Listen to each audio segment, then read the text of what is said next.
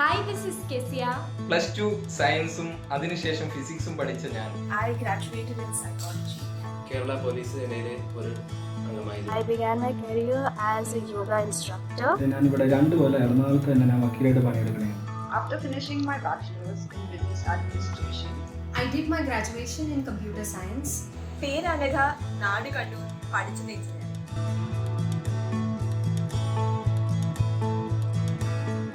Hi friends, serve and ലീവിൻ്റെ മറ്റൊരു വീഡിയോയിലേക്ക് സ്വാഗതം. സോഷ്യൽ സെക്ടറിൻ്റെ ഒരു പ്രധാനപ്പെട്ട എന്നാൽ സിമ്പിൾ ആയിട്ടുള്ള ഒരു ആസ്പെക്റ്റിനെ പറ്റിയാണ് ഇന്നത്തെ വീഡിയോയിൽ നമ്മൾ ചർച്ച ചെയ്യുന്നത്. സോഷ്യൽ സെക്ടറിനെ പറ്റി കൂടുതൽ മനസ്സിലാക്കുമ്പോൾ ആ സെക്ടറിനോട് ഒരു താല്പര്യം നിങ്ങളിൽ ഉണ്ടാവുന്നുണ്ടെങ്കിൽ നിങ്ങളുടെ മനസ്സിൽ ചില സംശയങ്ങൾ, ചില ചോദ്യങ്ങൾ ഉയരുന്നത് സ്വാഭാവികമാണ്. ഉദാഹരണത്തിന്, ഞാൻ ചെയ്ത കോഴ്സുകൾ വെച്ചിട്ട് എനിക്ക് സോഷ്യൽ സെക്ടറിൻ്റെ ഭാഗമാവാൻ പറ്റുമോ?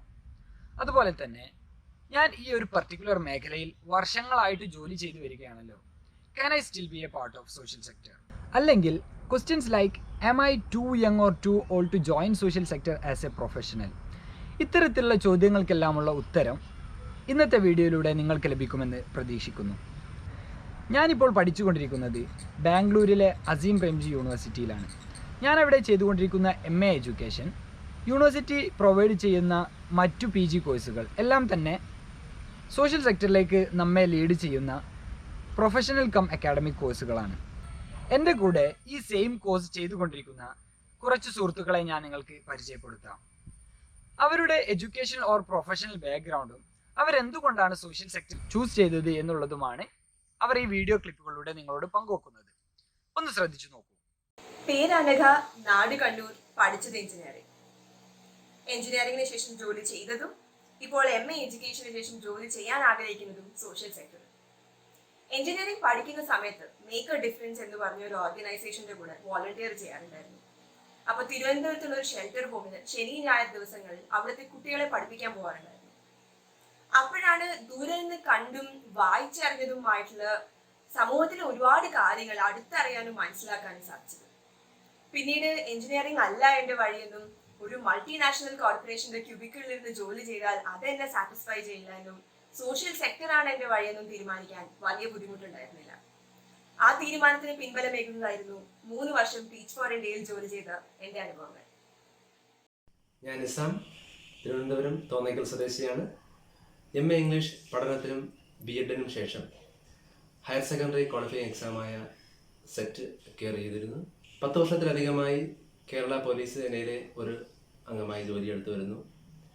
കേരള പോലീസ് മികച്ചൊരു സോഷ്യൽ സർവീസ് സെക്ടറാണെങ്കിൽ കൂടി അധ്യാപനവും അതുമായി ബന്ധപ്പെട്ട മൂല്യവത്തായ സാമൂഹിക മേഖലകളിൽ പ്രവർത്തിക്കുന്നതിനാണ് ഞാൻ കൂടുതൽ ആഗ്രഹം പ്രകടിപ്പിച്ചു വരുന്നത്. Hello, my name is Saisha Pillai. I did my graduation in computer science, my post-graduation in advertising and marketing. I have worked in the education sector for 5 years with Teach for India as a fellow and as a program manager. My shift into this sector happened after my post-graduation, when it became starkly visible to me the inequity that is there in education. Education, I believe, is a key for change at the individual level, the community level, and the systemic level. And that is why I work in this space. Thank you. Hi, this is Kesia. തൃശ്ശൂരാണ് സ്ഥലം. ഞാൻ +2 humanities stream ആയിരുന്നു. അതിനുശേഷം കളമശ്ശേരി രാജഗിരി കോളേജിൽ നിന്നും BSW ചെയ്തു, bachelor of social work. Science വിഷയങ്ങളെക്കാളും എന്നെ എക്സൈറ്റഡ് ആക്കിയിരുന്നത് ചരിത്ര കഥകളും നമ്മുടെ ചുറ്റുപാടിനെ കുറിച്ചൊക്കെയുള്ള പഠനങ്ങളൊക്കെ തന്നെയായിരുന്നു. ആ ഇഷ്ടത്തിൻ്റെ ബലത്തിലാണ് +2 ഹ്യൂമാനിറ്റീസ് എടുത്തത്.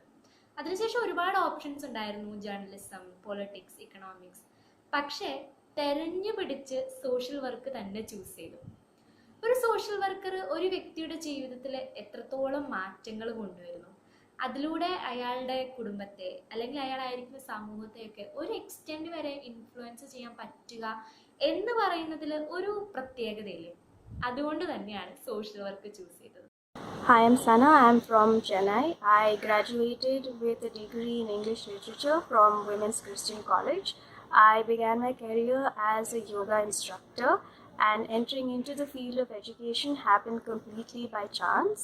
I have accumulated over 5 years of work experience as an early childhood educator in working in private institutions in Bangalore. My entry into the social sector happened as a part of my master's course in education with a purpose to broaden my understanding about children and pedagogy in varied contexts. എൻ്റെ പേര് കുര്യൻ എന്നാണ്. ഞാനിവിടെ എറണാകുളത്താണ് താമസിക്കുന്നത്. ഞാൻ plus ടുവിൽ commerce കഴിഞ്ഞിട്ട് ഞാൻ ലോ പഠിക്കാനായിട്ട് ഗുജറാത്തിലെ നാഷണൽ ലോ സ്കൂളിലാണ് ഞാൻ ജോയിൻ ചെയ്തത്. അത് കഴിഞ്ഞിട്ട് ഞാൻ ലോ പാസ്സായിട്ട് ഞാനിവിടെ 2 കൊല്ലം എറണാകുളത്ത് തന്നെ ഞാൻ വക്കീലായിട്ട് പണിയെടുക്കണമായിരുന്നു. അതുകൊണ്ട് എനിക്ക് മനസ്സിലായി എനിക്ക് അത്ര താല്പര്യമില്ല വക്കീലാവാനായിട്ട്. പിന്നെ അത് ക്വിറ്റ് ചെയ്തിട്ട് ഞാൻ തീരുമാനിച്ചു എഡ്യൂക്കേഷൻ സെക്ടറിലോട്ട് കയറാമെന്ന്. ഇത് കയറാനുള്ള കാര്യങ്ങളെന്ന് വെച്ചാൽ എനിക്ക് ഒന്നാമത് ആ സബ്ജക്റ്റിലോട്ട് കുറച്ച് താല്പര്യമുണ്ട്. എഡ്യൂക്കേഷൻ ചില ഫിലോസഫീസിലോട്ടൊക്കെ താല്പര്യമുണ്ട്.